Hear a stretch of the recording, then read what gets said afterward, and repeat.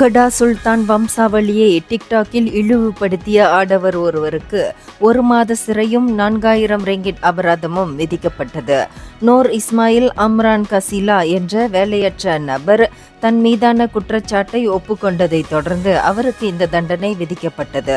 கடந்த ஜூலை மாதம் 6ஆம் தேதி இரவு 10 மணியளவில் சுங்காய் பட்டாணியில் அந்த நிந்தனை குற்றத்தை புரிந்ததை மஜிஸ்திரேட் எம் கலையரசிக்கு முன்னிலையில் அந்த ஆடவர் ஒப்புக்கொண்டார்.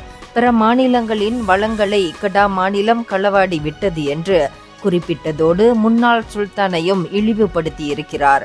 நான் அனாக் புக்கிட் அரண்மனை கடா சுல்தானுக்கு இதன் தொடர்பில் சவால் விடுகிறேன் என்று அந்த டிக்டாக் பதிவில் அந்நபர் குறிப்பிட்டிருந்தார்.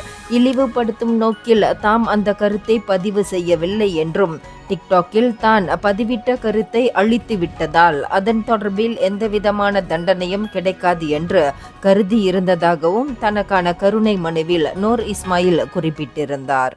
இந்தியர்களின் இதய குரல் மக்களோசை.